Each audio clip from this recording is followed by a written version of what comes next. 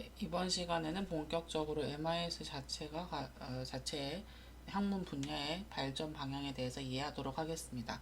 경영학의 다양한 학문 분야에는 마케팅, 재무, 회계, 인사 조직 전략, 운영 관리, MIS 이런 분야들이 있습니다. 제가 뭐 빼먹은 거 있을까요? 네. 그리고 이 분야 중에서 MIS는요, 개발자들과 경영을 하는 사람들을 이어주는 역할을 주로 하였습니다. 그 과거에는 회사에 IT 프로 그런 컴퓨터 같은 것들이 없었어요. 거의 없었어요. 그래서 히든 피겨스라고 하는 영화를 보면요, 그 나사에 처음으로 커다란 방 안에 IBM이 들어옵니다. IBM에서 만든 컴퓨터를 예전에 IBM이라고 칭했었거든요. 그리고 이 컴퓨터를 다룰 수 있는 사람이 전혀 없어서 히든 피겨스에 있는 멤버들이 이 컴퓨터를 다룰 수 있는 기술들을 미리 배워두는 그런 내용들이 있습니다. 그래서 그 회사에 IT가 들어오는 게 이제 1960년대 이후가 되어서야 이제 처음으로 경영을 다 좀 더 효율적으로 하기 위해서 그 정보를 좀 다뤄야 된다라는 이해도가 높아지기 시작했고요. 그리고 이 회사 전체에서 쓰고 있는 커다란 컴퓨터 방 같은 거에서 경영 데이터를 조금 더 효과적으로 분석해서 의사결정을 하는 과정들을 거칩니다. 포드 시스템이라고 하는 의사결정 시스템들이 만들어지는데 개인용 컴퓨터는 아니고 컴퓨터 전사에서 쓰는 한두 개의 컴퓨터, 커다란 형태의 컴퓨터들이 의사결정 시스템으로 사용됐었고요. 그리고 나서 1980년대 개인용 컴퓨터가 먼저 만들어집니다. 타이타닉에 나왔었던 영화 두 주인공이 그 케이트 윈슬렛이랑 디카프리오가 나중에 레볼루셔너리 로드라고 하는 그 영화에서 한번 더 나왔습니다. 근데 그 영화에서 굉장히 비극적인 그 영화인데요. 그 영화에서 그 디카프리오가 새롭게 이사간 마을에서 살게 되면서 이제 회사 일을 되게 잘 하게 됩니다. 너무 회사 일을 잘해서 이렇게 힘들게 타이타닉에서 서로 만난 운명의 상대인 케이트 윈슬렛이 굉장히 외로워하는 장면들이 나옵니다. 근데 뭐 때문에 이렇게 회사가 잘 나갔냐? 굉장히 개인용 컴퓨터를 아주 잘 설명해서 회사에다가 대용량으로 컴퓨터를 막 수주를 넣게 된 게 이제 디카프리오가 영업을 아주 잘했었던 그 일이거든요. 그 당시 배경으로 보자면은 컴퓨터가 한 대도 없는 회사에 니네 회사에서 지금 수기로 작업하고 있는 사람들의 그 수기 작업들 믿을 수 있냐? 그리고 타이핑 타자기 치고 있는 거, 그것보다 훨씬 더 빠르게 뭔가 해줄 수 있는 무언가가 있다. 너가 써보지 않은 걸 텐데, 이걸 쓰려면 한두 명만 쓰는 게 아니고, 모든 전선이 다 같이 썼을 때 굉장히 효과적이다. 그러니까 돈을 진짜 많이 내라. 라고 하는 설득을 해야 되는 겁니다. 그래서 1980년대에 이렇게 사무자동화, 여기서 사무자동화 진짜 수동으로 적었었던, 이 연필로 적었었던 서류들을 컴퓨터로 타자기로 쳤었던 정보들을 컴퓨터로 바꾸는 자동화가 나타나게 됩니다. 그리고 나서 이 1980년대 벌써 인공지능이 나타나요. 1995년도가 돼서야 인터넷이 나타납니다. 이 과정에 대해서 저희가 좀 더 얘기를 해보겠습니다. 기본적으로 인터넷이 됐어야 됐을 거라 생각하는데요. 전혀 없는 상태에서 컴퓨터가 먼저 사용이 됐고요. M 치면은 게임으로 들어가요. 도스 체제입니다. 인터페이스에 전부 다 글자만 써야 되는, 그래서 키보드와 화면만 존재했었던 컴퓨터 시절을 거쳐서 애플이 마우스를 만듭니다. 그래픽을 클릭을 할 수 있게끔. 그래서 애플의 혁신은 사실은 스마트폰을 만드는 것보다 저는 이 마우스를 만들어서 클릭을 할 수 있는 개인용 컴퓨터를 만들어냈던 게 조금 더 큰 혁신이라고 보거든요. 그런 혁신 단계를 거쳐 인터넷을 사용하고 사람들끼리 커뮤니케이션 하는 과정으로 넘어오게 되는 겁니다. 과거의 경영 정보 시스템은 진짜 정보를 리포팅 해주는 시스템, 혹은 이 정보들을 모아서 A가 좋냐 B가 좋냐 그 프로핏 맥시마이제이션, 이거 운영 관리에서 많이 쓰는 건데, 어떤 시간을 어떻게 돌리고 어떤 전을 얼만큼 배분해서 내가 가장 최대의 효과를 누리는지 그런 것들을 계산해주는 디시전 서포트 시스템, 그 다음에 자기가 원래 하고 있었던 굉장한 수동으로 했었던 업무들을 자동화를 해주는 오피스 오토메이션 시스템, 그리고 이것보다 조금 더 높은 단계의 정보들을 조금 더 복잡하게 계산해주는 인텔리전스 인포메이션 시스템, 그리고 대표가 쓰는 Executive Information System, A라는 전략, B라는 전략 전부 다 결과를 어떻게 뽑아낼 수 있을 것 같아 라고 해서 내가 지금 예를 들어서 스페인의 어떤 기업에 더 많이 투자했을 때 B라고 하는 기업 어떤 회사를, 아니면은 뭐 포르투갈이나 어떤 회사를 M&A 했을 때 이런 의사결정 과정들이 어떤 결과치를 가지고 오는지에 대해서 그걸 계산해주고 해주는 그런 스트레리지 인포메이션 시스템 같은 것들이 사용이 됐습니다. 그래서 어떤 데이터를 쓰고 어떤 목적으로 쓰는지에 따라서 시스템 이름들이 다 다르고요. 시스템을 사용할 수 있는 기관과 사용을 할 수 있는 권한을 가진 사람들이 다 달랐어요. 그래서 이 회사에 굉장히 그때그때 필요한 그 시스템들이 만들어졌다가 그 대표가 별로 안 쓰면 그냥 사그라들고, 남아있긴 남아있는데 로그인 어떻게 하는지 모르고, 혹은 들어갔는데 쓰는 방법 너무 어려워서 못 쓰고 나오고 하는 시스템들이 그때그때마다 이렇게 도처에 깔리게 됩니다. 그리고 이 전반적인 시스템들이 결과적으로 지향하는 것들은 결국 회사 내부에 어떤 정보들이 있긴 한 거죠. 그 정보들을 조금 더 효과적으로 처리해주는 어, 역할을 하는 것이지 않을까라고 해서 단어를 통합하게 돼요. 이 당시에만 해도 경영정보학이라고 하는 학문 분야가 별로 없었어요. 서울대학교에 있는 안중호 교수님이 그 경영정보학과에 처음으로 임용되신 분이거든요. 그전에는 운영관리라고 하는 분야에서 개인용 컴퓨터가 들어오기도 전에 논문을 쓰고 공부를 하셨습니다. 근데 그분이 이제 MIS라고 하는 분야에 처음으로 채용이 된 거죠. 왜냐면 이 분야가 굉장히 괄목할 만한 성장을 하고 있었기 때문에. 그 당시에 사람들이 이제 합의를 본 것이, 매니지먼트를 하긴 하는데 정보 시스템 매니지먼트를 한다고 해서, 그러니까 그 매니지먼트에 대한 정보 시스템을 운영한다고 해서 매니지먼트 인포메이션 시스템이라고 하는 용어로 통합되어 사용되기 시작합니다. 그래서 이 경영 정보학이 과거에는 굉장히 각각 다른 분야의 정보 시스템을 다루고 있었고, 전략 분야에는 전략 정보 시스템, 회계 분야에는 회계 정보 시스템 다 따로따로 운영했어요. 그래서 회계학과 교수님 중 한 분은 정보 시스템에 대한 논문을 막 1년에 10편씩 쓰는 그런 교수님들도 계셨습니다. 지금도 회계 정보 시스템을 다루는 교수님들이 계시거든요. 그래서 전반적으로 통합적인 용어를 쓰는 것이 얼마 되지 않았다. 그리고 용어들이 다 다르지만 지향하는 바는 무엇입니까? 회사 내에 있는 정보, 회사 외에 있는 정보들을 활용을 해서 운영하는 것이고, 효과적이고 효율적으로 운영을 해서 조직의 비용을 감소시키고 수익을 늘리는 것이 목표였다고 보시면 될 것 같습니다. 1950년대에는 컴퓨터라고 하는 존재가 처음 도입됐던 시점이고요. 컴퓨터가 이제 다뤄야 되는 정보 중 가장 중요한 정보가 이 회사 내에 있는 돈에 대한 정보인 거예요. 그래서 회계 자료 같은 것들을 단순하게 처리해주는 역할 정도만 했었습니다.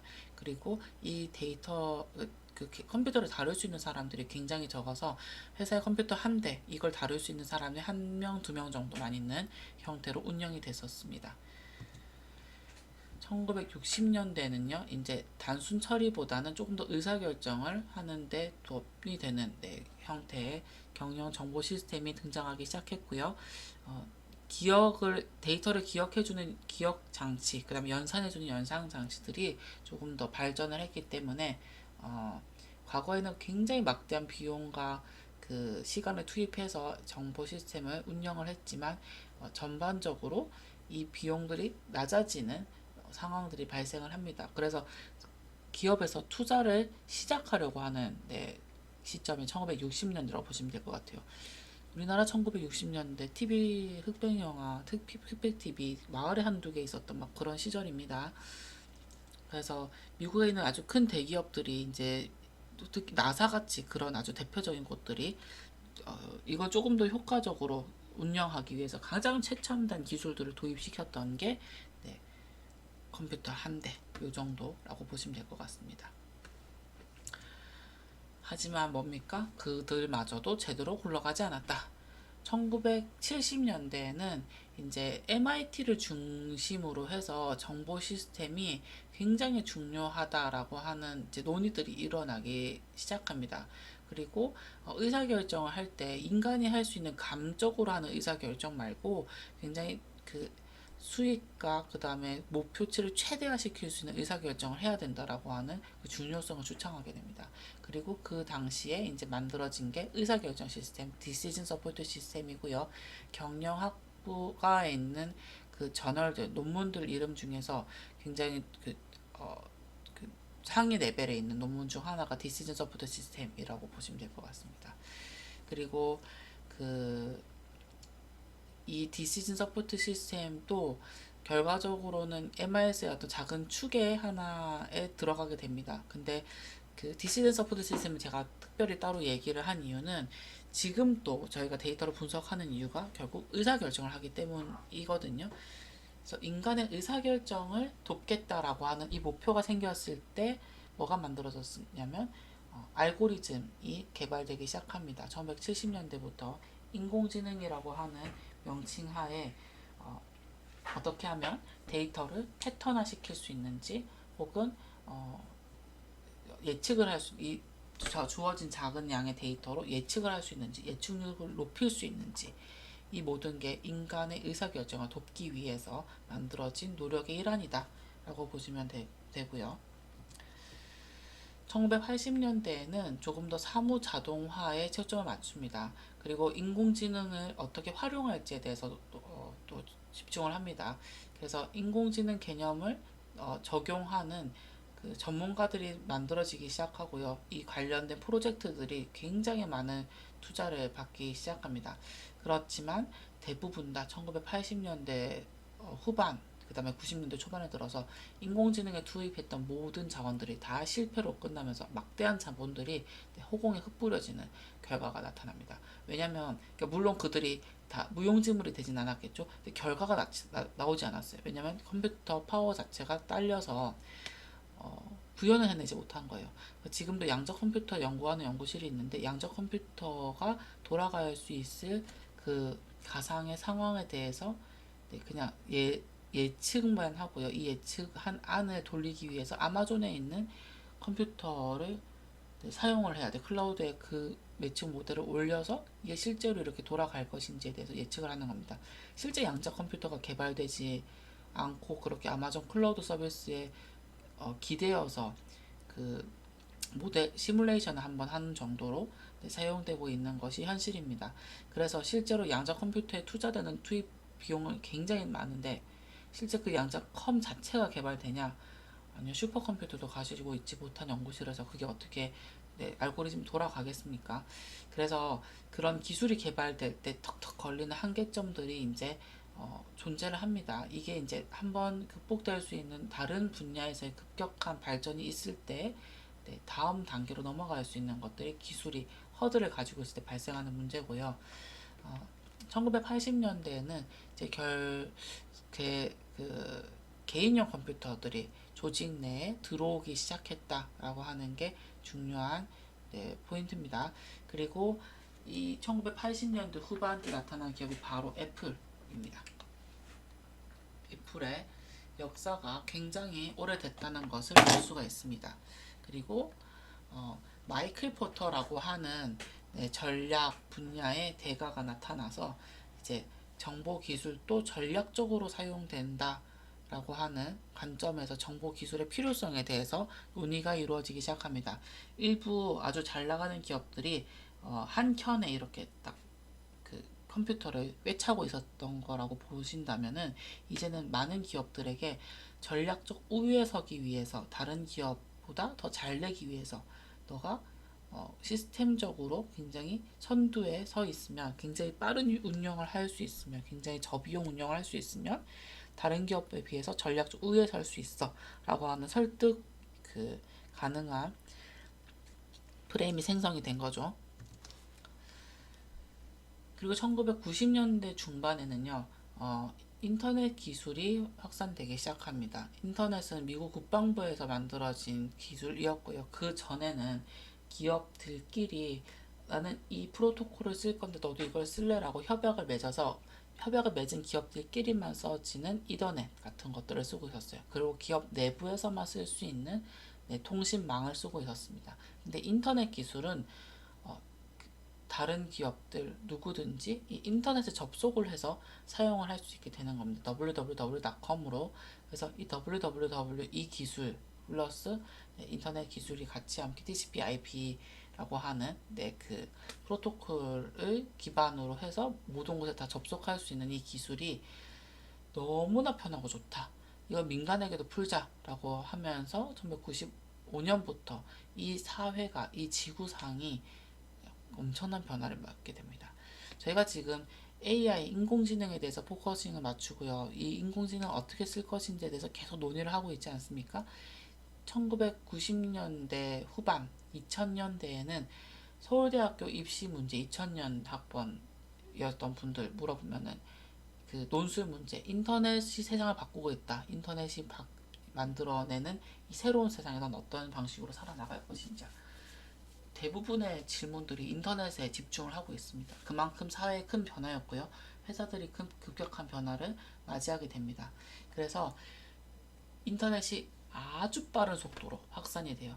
그러다 보니까 내가 과거에 생각했던 IT가 아닌 겁니다. 인터넷을 모르고서는 기업이 서바이벌 하지 못하게 될 것 같은 겁니다. 도그닷컴 이런 웹사이트들이 만들어집니다. 개에 대한 모든 정보들이 다 있는 사이트다. catch.com 이런 사이트들이 만들어집니다. 박세리닷컴. 네. 그래서 이 과거에는 상상도 못했었던 기업과 기업들이 정보를 주고받을 수 있게 되고요. 정부 기관들이 정보를 공개하게 되고 그 정보를 민간인들도 다 들어가서 볼 수 있게 되고 금융기관들이 인터넷을 사용할 수 있게 됩니다.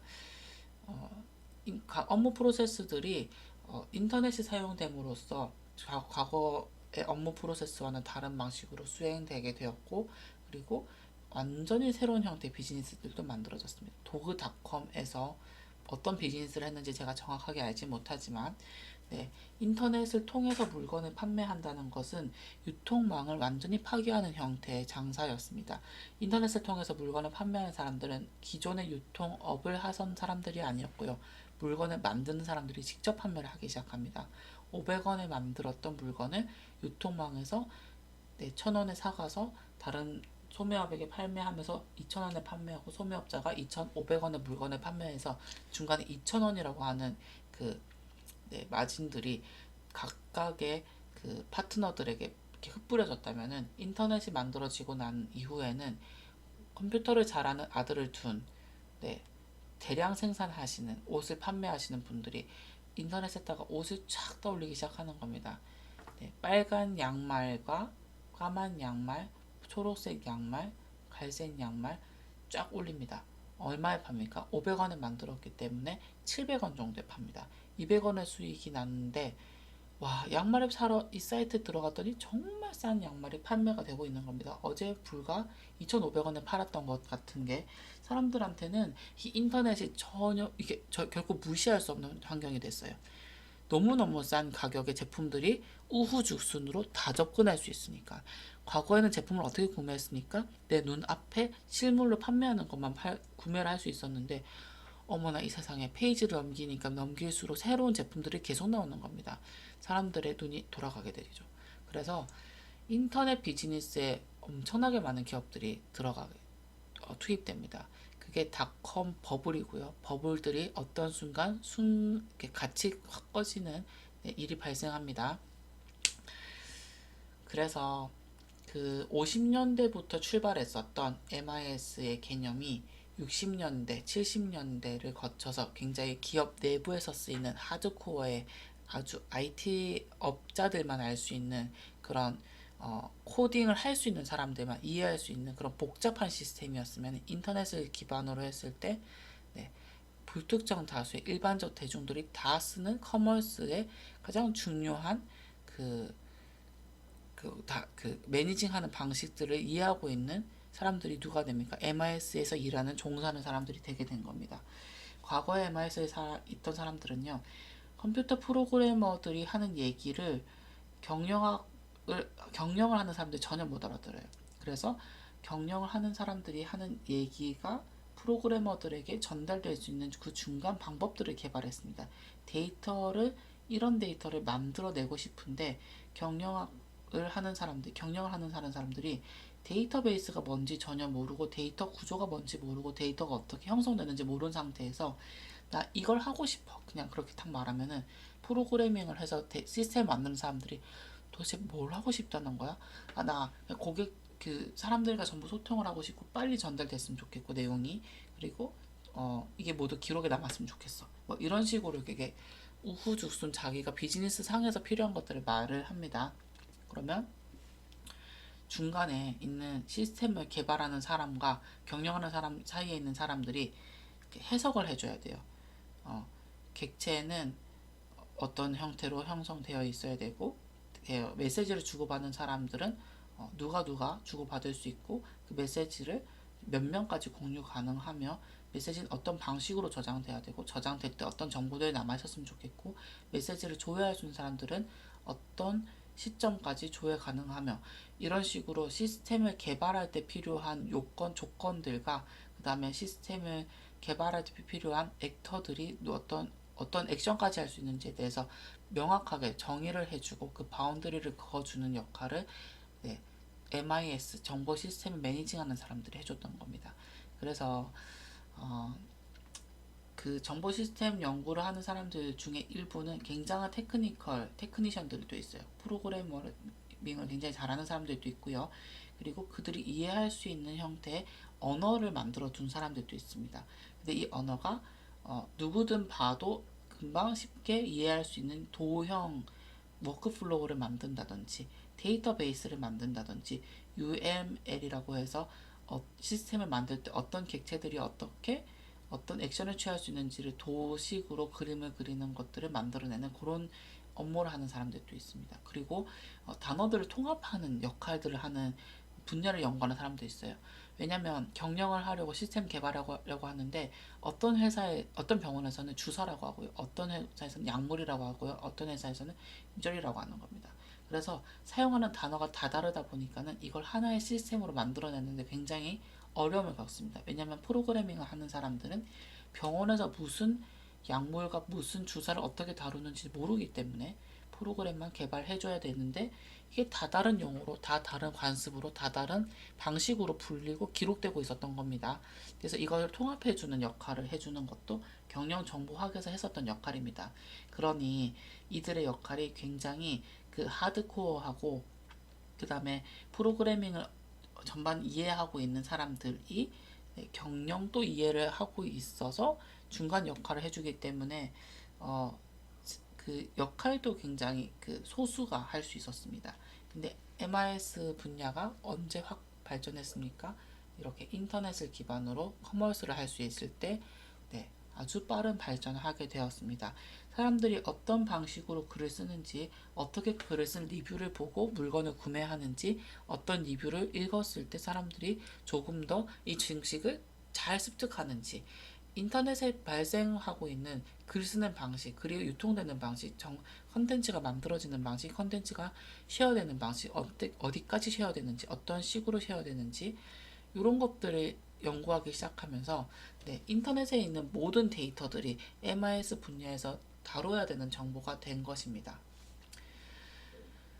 그리고 한편 다시 돌아갔을 때 정보 시스템을 이제 이렇게 도입한 회사들이 정보 시스템을 잘 써야 되는데요. 1980년대부터 90년대까지 시스템을 아무리 도입해도 의사결정을 아무리 하려고 해도 의사결정 시스템이 돌아가지 않아서 의사결정을 이 시스템으로 하지 못하는 상황들이 발생합니다. 그래서 80년대부터 90년대까지 IT가 암흑 시대가 네, 옵니다. 컴퓨터를 다 사라곤 했는데 제대로 쓰지 못하니까 다 화가 난 겁니다. 그래서 1990년대 너 컴퓨터 다 가지고 있긴 하지 근데 제대로 쓰지 못하지 그 이유가 있어 라고 하면서 프로세스가 전반적으로 다 리엔지니어링 되고 조직이 다수 재편되어야지만 이 시스템이 잘 돌아갈 수 있다라는 주장을 하게 되는 사람들이 1990년대부터 나타나기 시작합니다. 막대한 자본을 투자를 했는데 수익이 나지 않기 때문에 아무리 기다려줘도 이 시스템이 제대로 굴러가지 않을 것 같아서 분노 게이지가 찼을 때쯤에 니네가 잘못했어. 너네가 조직까지 개편했어야 됐는데 시스템을 도입만 하고서 그냥 제대로 쓰지 못했던 거야 라는 주장을 하게 되니 도대체 내가 뭘 잘못했습니까? 라고 해서 이 IT에 대해서 잘 쓰라고 조언하는 사람들의 의견에 귀 기울이는 자들이 생기기 시작합니다. 그게 이제 리엔지니어링에 대한 얘기를 하는 마이클 해머에 대한 얘기입니다. 요 파트부터 다시 다음 파트에서 얘기를 하도록 하겠습니다.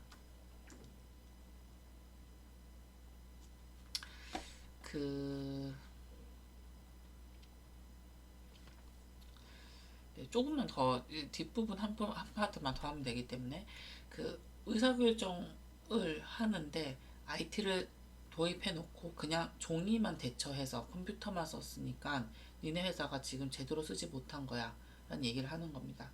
컴퓨터로 문서를 다 입력을 하게 됐다는 것은, 그리고 거기에 정보 시스템까지 얹어졌다는 것은 결국에는 입력을 하는 그 즉시 바로 대표님이 이 글을 조회할 수 있는 건데, 그러면 조직 구조가요, 입력하는 업무를 하는 사람, 그것을 보는 사람, 결제하는 사람, 그 결제하는 사람의 위 결제자, 그 위 결제자, 대표님, 이렇게 삼각형의 하이라키컬한 구조가 아니라 그냥 정보를 입력하면 바로 위 결제자가 보고 대표님한테 쭉 갈 수 있게끔 조직 구조가 완전히 개편되어야지 정보 시스템을 도입한 효과가 나타날 텐데, 정보 시스템을 도입해놓고 결제 라인을 그대로 유지하고 있으면 이 시스템을 도입할 의무가 없지 않느냐라는 게 이 코퍼레이션 리엔지니어링 하는 팀에서 하는 얘기였습니다. 조직 자체를 바꿔라. 중간에 있는 부장님, 차장님 다 자르고 그냥 이걸 결제하는 가장 최초 라인 과장님만 두고 바로 대표님이 이걸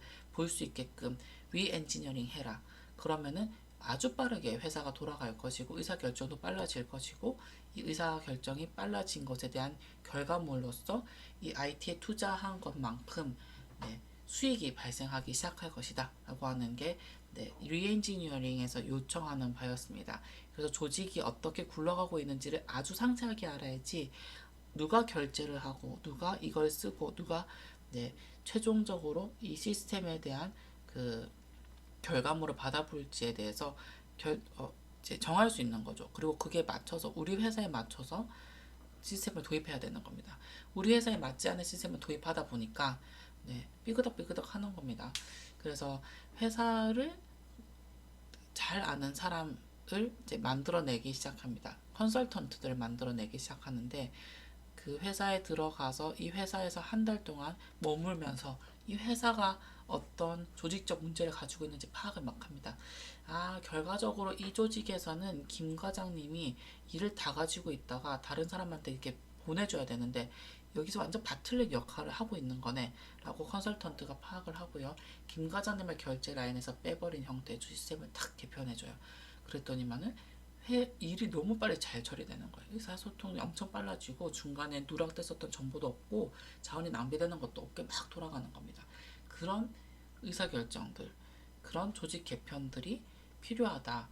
그러지 않고서는 니네가 투자했던 막대한 자본들이 이득으로 연결되는 것이 어렵다 라고 해서 정보 시스템이 도입을 하는 것도 많은 돈을 필요로 했지만요, 도입하고 나서 내부 직원들한테 아주 강력한 반발을 받기도 합니다. 쉽지 않겠죠? 지금 제가 얘기하는 것만으로도 차장님 자르고 부장님 자르고 김 과장님이 잘렸습니다.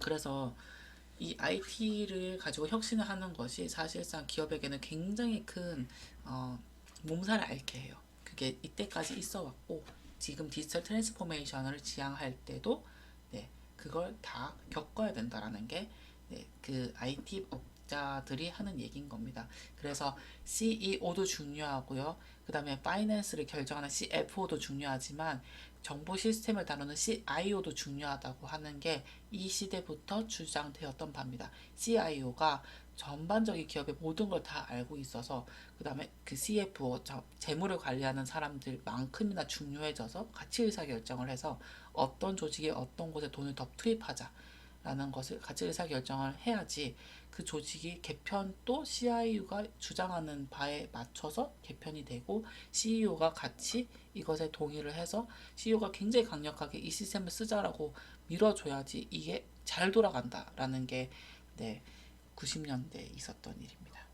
CIO가 네, 굉장히 중요하다. 그 전까지는 누구였습니까? 개발자들과 네, 회사를 이어주는 굉장히 테크니컬한 테크니션이어서 어떤 기업의 지하실에서 일하고 있는 디벨로퍼들의 한 명, 그중 한 명이 이제 CIO 역할이었던 겁니다. 그들의 역할을 굉장히 높은 위치로 급부상시켜주는 원인 중 하나가 이 리엔지니어링 조직 가치 개편해야지 네, 살아남을 수 있다라고 하는 이야기였습니다.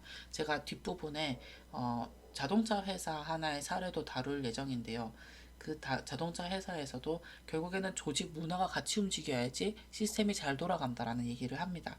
그래서 경영 정보 시스템, 데이터를 분석하는 곳, 이 모든 것들이 뭐가 필요합니까? 이 조직 내에서 이 정보 시스템을 사용하고 있는 이 문화를 완전히 지지를 해주고 여기서 만들어지는 데이터로 의사결정을 할 때 이 의사결정을 착 따르고 그리고 이 데이터를 아주 적극적으로 활용하는 그 분위기가 형성되는 것 그걸 굉장히 중요시 여긴다는 겁니다. 쉽지 않습니다.